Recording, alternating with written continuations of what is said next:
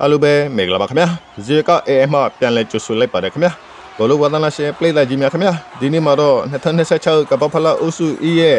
ဆုတ်ဖြတ်ပေးမဲ့ကွဲစစ်တစ်ပွဲဖြစ်တဲ့ဂျူရာဆာဦးနဲ့ကိုဒီဘွားတို့ရဲ့ပွဲကိုကြိုတင်တိုးတာခမ်းမပေးသွားမှာဖြစ်ပါတယ်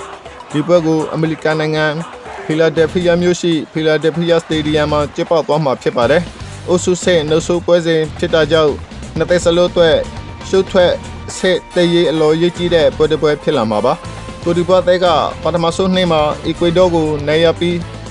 ဂျာမနီကိုနိကရှုပ်ထားတာကြောင့်လက်တစ်ဆက်တက်ဖို့ခွေရေးကုတ်တွေရှိနေပါတယ်တစ်ဖက်မှာကျူရာဆာအိုတဲကတော့ဂျာမနီကို9-9တကူနဲ့ရှုပ်ခဲ့ပေမဲ့အီကွေဒေါကိုဂိုမရှိတရေကစားပြီးကပတ်သမိုက်တလျှောက်ပထမဆုံးမှကိုရယူနိုင်ခဲ့ပါတယ်ဒီပွဲမှာ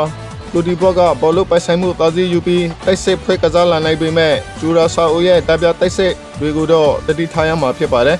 ကျွန်တော်ရဲ့တိုးတာချေရကိုဒီဘော့တိုက်ကတွေ့ကျွန်းတဲ့တိုက်စစ်စွမ်းရည်ပိုင်းမှာအသာနေပြီးနိုင်ရဖို့အလားလာပုံများနေပါတယ်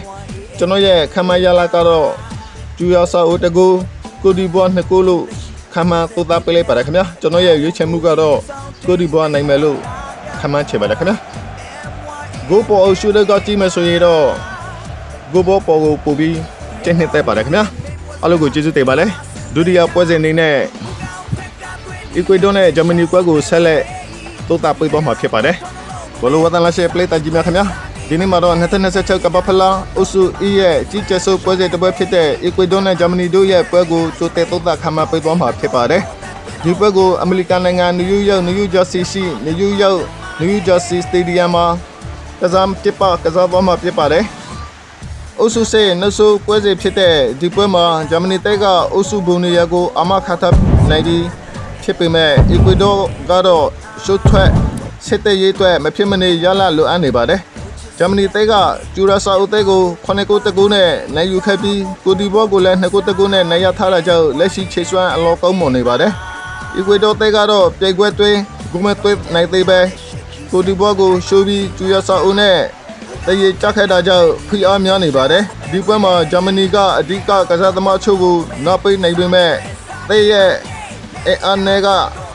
အီကွေဒေါအတွက်စိတ်ခေါ်မှုကြီးဖြစ်နေဆဲပါကျွန်တော်ရဲ့သုတ်တချက်ရဂျာမနီတေးကရီသွေးပိုင်းမှာတေးသေးသားသားအသာနေပြီးနိုင်ရဖို့လာပုံများနေပါတယ်ကျွန်တော်ရဲ့ခမန်းရလာချက်ကတော့အီကွေဒေါတကူဂျာမနီ3ဂိုးလို့ခမန်းသုတ်တပေးလိုက်ရပါတယ်ခင်ဗျာ